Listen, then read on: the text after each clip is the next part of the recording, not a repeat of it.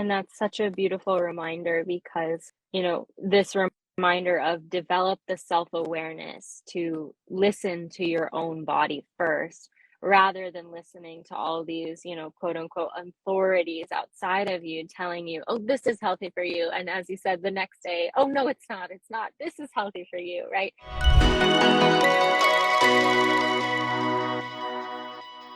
I remember when I first started on my nutrition journey, because I studied a lot of Western nutrition. And so I was eating lots of salads, as I mentioned.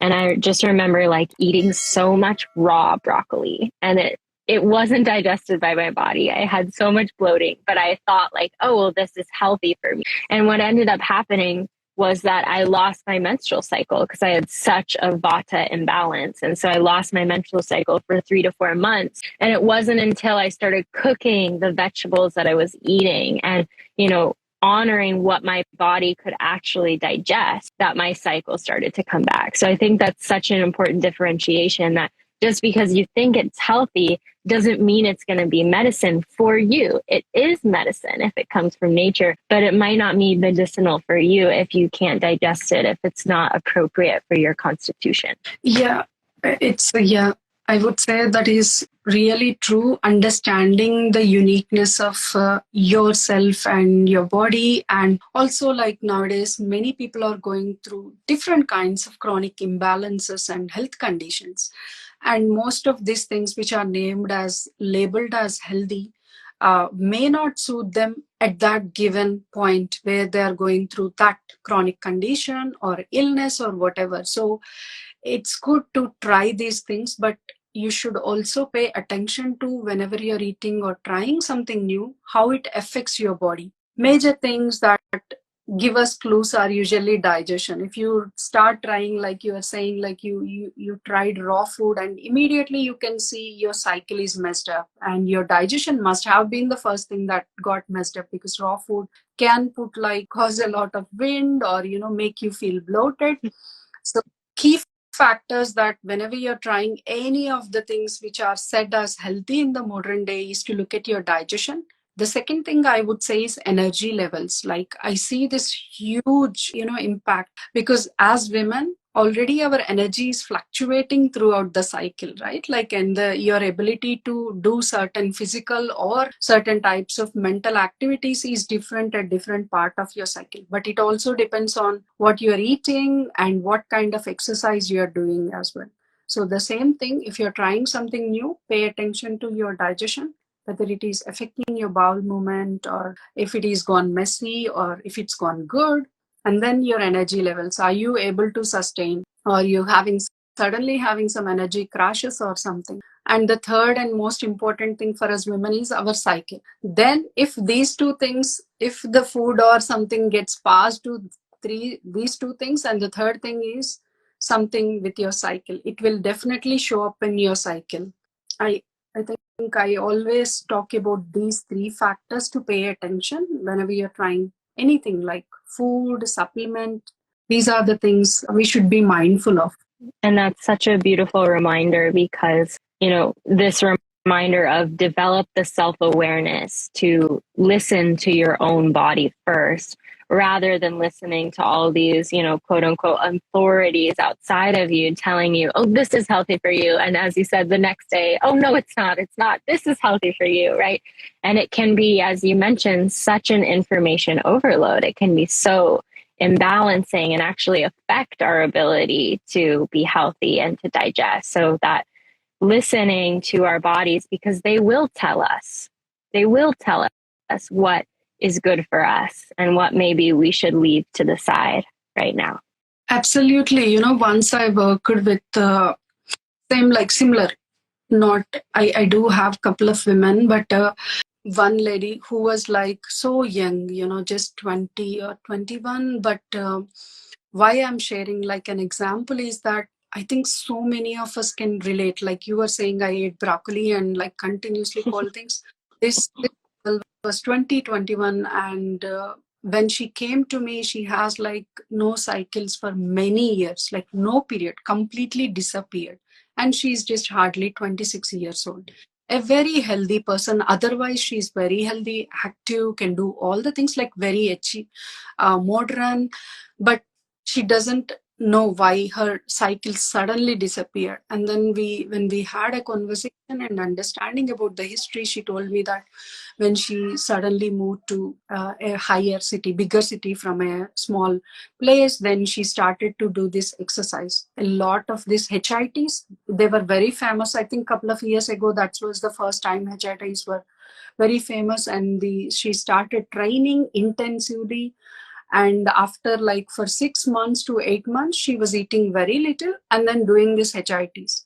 And after that 6 months, or 1 year, her cycle completely disappeared. For 3 years, she doesn't have any kind of period or anything. She tried different kinds of, modern medicine. When she was taking it, she will get the cycle, but as soon as she stopped, the cycle won't come. So that intense period of 6 months or 1 year, where she was doing a lot of vata inducing activities in the body, is what caused that imbalance. So because a lot of us are not also aware. The other thing is that lack of awareness is another reason for us not able to know what we did wrong. For you to understand, you need to know, oh, this is what might have caused the imbalance for me, right? So I think, yeah, paying attention or awareness is the whole first thing Ayurveda talks about. That is where the concepts like, knowing your dosha or prakriti, or knowing about your Agni, this is all when you actually pay attention, then you know. Otherwise, you're just eating, waking up, sleeping, and not knowing why you have bloating or why you missed your period. This is all coming when you stop. Just stop for 1 second. Okay, what I did in that luteal phase for me to have intense pain now. Often painful periods women have or caused due to what you did in the luteal phase, the last 14 days of our cycle. If you have very intense emotions and you are stressed and you are doing a lot of physical activity with no sleep, that is the number one reason for having pain in the period. It's very important to have awareness or attention to what's happening in your body. Yeah. And you can think about, when you say that, so many women doing, lots of exercise, not a lot of sleep. It's like, that's just so many women these days, because we don't, many of us, I know for me, I'll say for me, I didn't know how to listen to my body. I didn't know that rest was even possible for me in my luteal phase. And so for a lot of years, I had painful periods. And, the challenge too is not only do we not have that awareness, but also the allopathic Western system can also tell us, well, that's just normal. Everyone has painful periods. And so at the same time, there's that confusion of we have that inner sense like, wait, I'm in pain, and pain is kind of the body's way of being like, something's not right. And yet we have this system that's also telling us it's fine. Like, it doesn't matter. We'll deal with it when you want to get pregnant. And I think that Ayurveda just has such a different opinion. And so I'm so grateful that you spoke about that. I'm just at the edge of my seat. I feel like we could be here for a few hours. I know. I think we can sit and talk about this, I think, for hours. But it is very, like, it's actually those small nuggets that you don't understand or realize sometimes.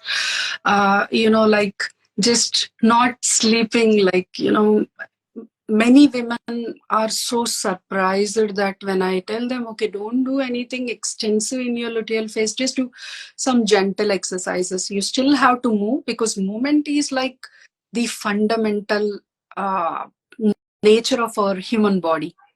We cannot possibly sit. We are not trees, we are not plants. Like, you cannot sit in one place and expect your body to heal or thrive or so. But you should know what kind of movements flow with your nature, with your own self, and as well as your womb. Because for us women, that is where, like, all the energy is there. All that past trauma that we carry on from our mothers, from our ancestors, it's all there, like, stored genetically. And it all starts with just trying to hold on for a second and rest. I think that is what we are missing, like doing, and not finding time to just wait and rest for a few minutes, you know. I so agree. And I think that there's a big differentiation, because a lot of people, because we're so sedentary in our modern day, the only time we're getting movement is when we're exercising. But what I've learned, what exercise is, I know for my, Prakriti, I'm a Pitta Vata. And so I'm not supposed to exercise a ton. I'm just supposed to move to the point where I get a little bit of sweat on my forehead and my nose. But so it's a really different idea of opening up the channels so that the energy can flow versus like pushing ourselves really hard. But for many people, the only time they're moving their body is when they're exercising.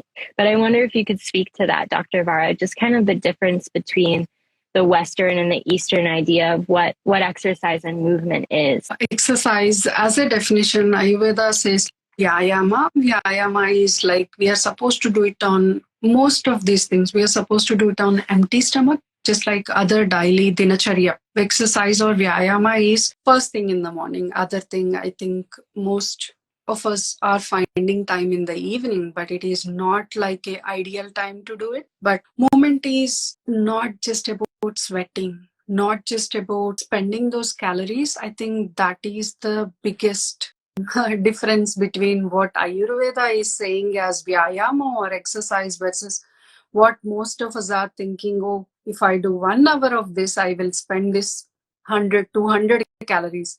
Every day I need to spend this 1 hour time period so that I'll spend 200 calories and then I'm eating like this much amount of. But it's not just simply about that quantitative measurement. Exercise is more qualitative. It's Ayurveda says that Vyayama gives that happiness, ullasam, and then it also improves our Agni. Vyayama or exercise is the key for our metabolism. If you are a person who are moving throughout the day versus someone who does just 1 hour of exercise, 2 hour of exercise in maybe 3 times or 4 times a week, the person who is moving throughout the day has a good metabolism and good digestion because they are moving their body. Movement is much more than just about weight or not, or quantitative things like how much time you are spending on a treadmill or something, but it is more about also your emotional health, because exercise is said to be the key for us, all the good things to come. Good hormones are released during this period, right? So, and another important thing that we need to, I want to highlight here is that exercise as a practice is said to increase vata. Earlier we talked about vata is the dosha for movement. So when you're doing similar kind of things in your life, like moving a lot, that includes also like keeping a lot of thoughts, thinking, stressing about things. These two things also increase vata. That is the reason why earlier I shared about a lady who actually did a lot of HIT and then not sleeping. And she ended up without having any period because there is a lot of vata aggravation and it depleted that vital nourishment inside our womb. That's why women end up without any period. This also happens when someone suddenly starts doing fasting. The same kind of depletion can happen if you don't understand your prakriti or body and then start suddenly doing fasting as a thing like, oh, I lose weight. I have also worked with women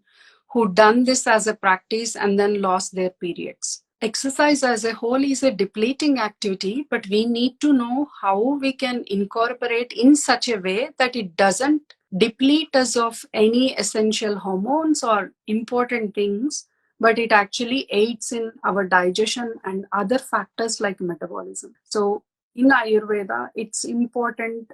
Exercise is very important daily practice, but you should also understand it has a bigger role to play than just either quantitative thing or like other things that we are thinking in a modern way. Thank you for, yes.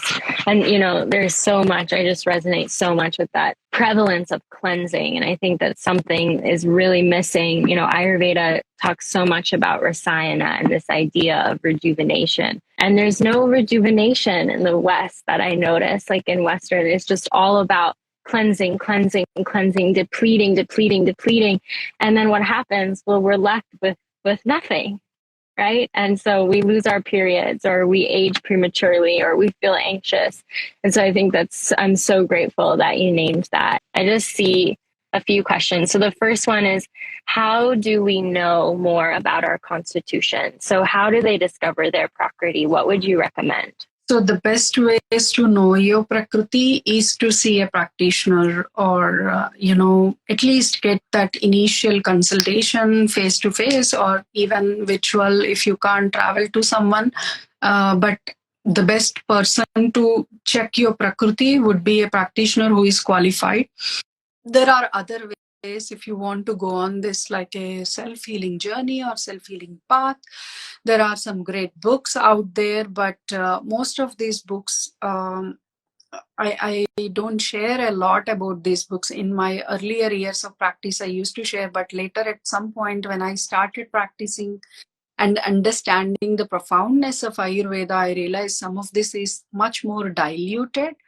That is why, but you can still read these books to get a sense and understanding of what particular dosha is, what the prakriti, and how doshas affect us physically and mentally as well. Yeah. Yeah, and that's such a great differentiation, because we're in this age where Ayurveda is accessible through books, which is such a blessing, and there is such a surface level understanding that happens when you just read those books, and so beautiful to be able to have the support of a practitioner. And I saw a question just on that answer. Can you see someone online, or do you have to be in person in order to get that constitutional diagnosis, let's say? It's like, another thing, such a conflicting but also a practical convenience, I would say, in modern day. It's always amazing if you can actually feel, a practitioner can actually touch you and feel your pulse on your hand, and as well as look, this is Ayurveda. At the end of the day, is still a science, and it is a medical science, holistic medical science, I would say, in a very wholesome way. And touch is the profound sense that you understand a person deeply. So face-to-face consultation is an amazing way, but still, given that we are in a virtual world where practicality is considered more vital for some of us who can't travel, who doesn't have that resources and stuff, you can still see a experienced practitioner online. But if you have a chance, I would always say go see someone face to face. That will not change no matter what where we are. But yeah, they both are okay to do. Yeah, and for me, when I go to see, I have an Ayurvedic practitioner that I see in person. It's just so different, as well as, the client, the rogi, to be getting that support in person from someone too, because so much is online. So thank you for that answer. And I see another question. This is a good question. I talked about this in our stories yesterday. What does Ayurveda think about cold showers? Oh, I saw that. That story. Thinking, wow. So it's like, again, this is my understanding of what I am not going to be particularly talking about cold showers, but I am going to explain it in such a way that you will understand the depiction, what I'm trying to say. Anything that is in excess, ati sarvatra vajet. Ati means excess. Sarvatra means at all times. Vajet means avoid it. Anything that is, if it's cold showers, hot showers, it doesn't matter. Fasting or like eating salads, it doesn't matter.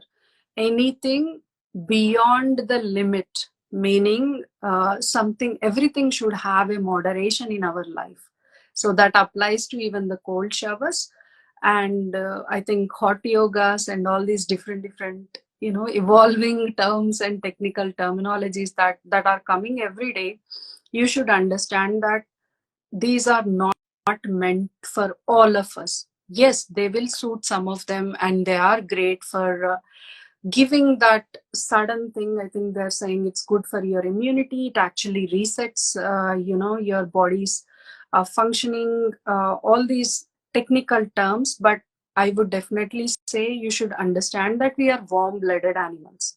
Like our body is running through heat and blood circulation. Even our womb needs warmth. Cold is opposite of what our body requires at any given moment of time, except for when there are certain things like local infections, inflammations, where we do use some cold.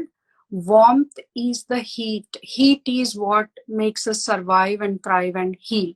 For all these things, this is what Ayurveda believes in. So if I take that principle into consideration, cold showers, yes, they are fun, they are nice, they do give you some adrenaline, because it's very nice to suddenly plunge into that cold, ice cold water also. But if you're doing it for a very long time, I would think it will have impact on you, physically and health wise.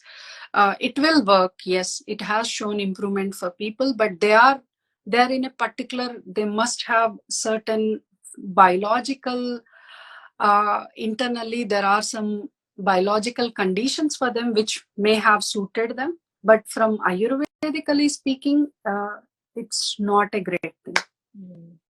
Thank you. And I remember, one of my best friends in India is a Ayurvedic physician, and I remember I broke my ankle really close outside of his house, and his wife, who's my dear friend Adu, she put my broken ankle as I was, waiting to go to the hospital. She put my broken ankle in a bucket of warm water, and my mother is a nurse, and everything I got when I was young, ice, ice, I ice, start, ice, right?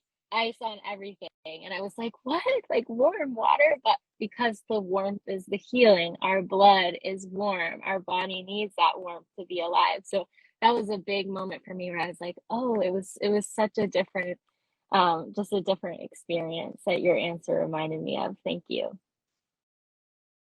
And there's another question here. So this is such a great question. So someone said that they found their prakriti through an online test. And I know that those online dosha tests are so prevalent. Can you speak to the difference of taking an online test and knowing that it's your prakriti versus a vikriti, and just what can happen there versus seeing a practitioner? yeah, so I think long, maybe a year ago, or couple of, when I was doing courses last year, I was doing a lot of courses. I did cover this topic extensively, but recently I haven't done it. But these online quizzes are so kind of like, so commercialized, to be honest. They're very simple, they're very enticing, exciting, and also encouraging for someone to jump on to take. It's human nature. I think if you make something like give options of ABC, you will, it just your human nature that you can't resist answering it. But health is not such simple thing, right? Like, by just answering some questions on computerized generated thing is not going to give you a proper diagnosis or your nature. You're trying to find prakriti is nothing but your unique nature, just like your fingerprint or all these things.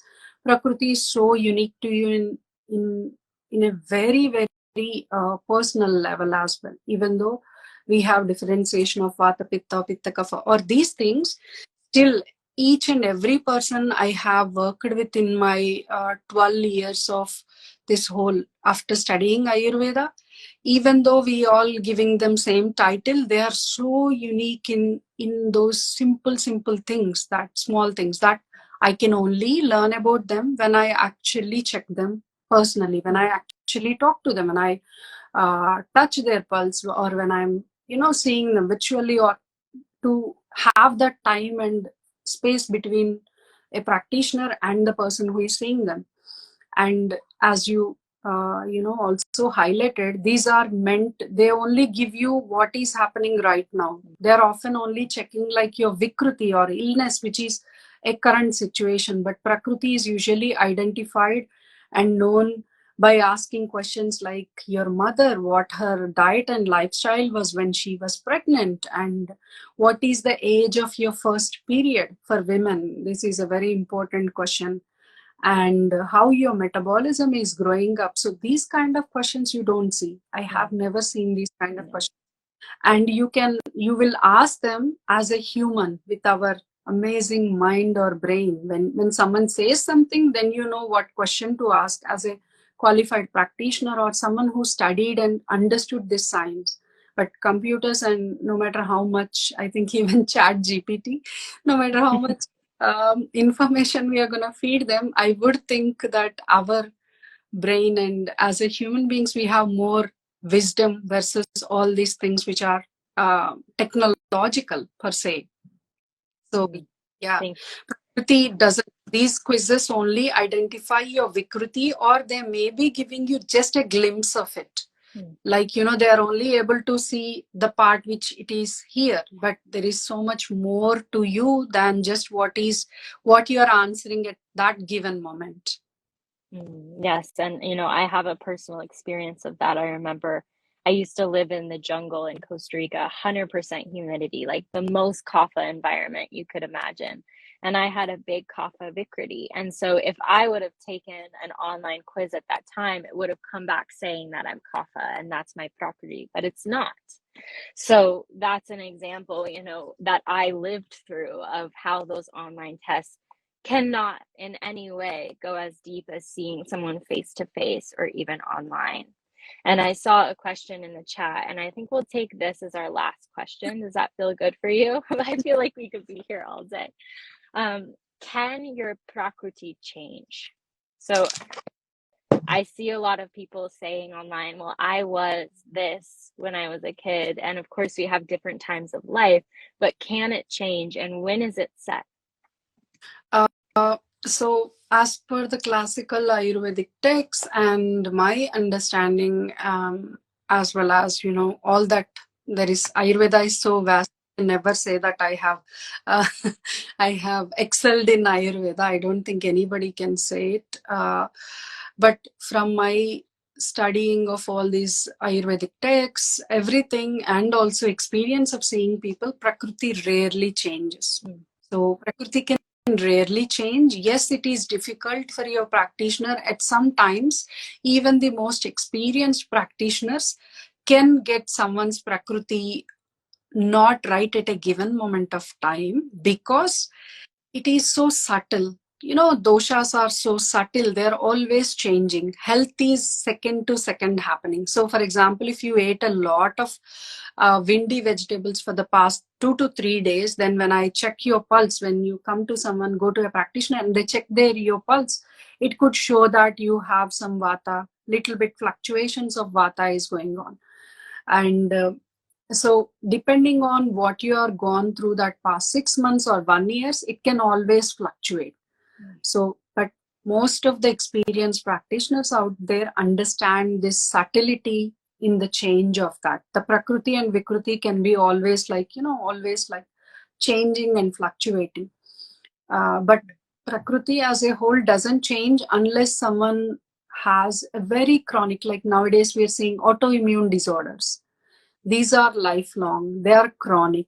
So they can internally change some of the internal tissues and everything. Autoimmune disorders can have histopathological effect on you, right? On a person who is going through it. For these kind of conditions, it is possible. And someone going through a very, horrendous problems and things like cancer and stuff, for them, everything internally is changed, right? So it is possible for them, but it is very, very rare that your Prakriti changes. So it's like the degeneration becomes so deep that it changes the way that their body works. Yeah, normally Prakriti is formed, or conception, at the time of conception is when Prakriti is decided, and it usually stays from life till death. Vikruti is the one thing that can change and fluctuate at any given moment, depending on what we are thinking, what we are eating, what we are doing. Like, we're talking a lot now, so we can have I some, know, I feel the vata. yeah, we can have some, we can feel a little bit like afterwards, like lot of thoughts and so much, vata. But yeah. Yeah, thank you so much. And, thank you to everyone who's been here. And thank you for being here with us and sharing this space with us for this conversation. I'm so grateful, Dr. Vara, that we got to spend this time together. I'm just so honored to have you on. Thank you so much. It was just so beautiful to learn from you and to hear you share this wisdom of Ayurveda with the people who were here and all the people who will watch the replay too. Thank you so much, Usha, for having me. I think I haven't done a live in a very long time after my offline work got so busy and all. Thank you so much for Thank having you me. so much, Dr. Vara. And I have a feeling it won't be the last time we connect. I'm really excited that we're connected now. Thank you so much for your work.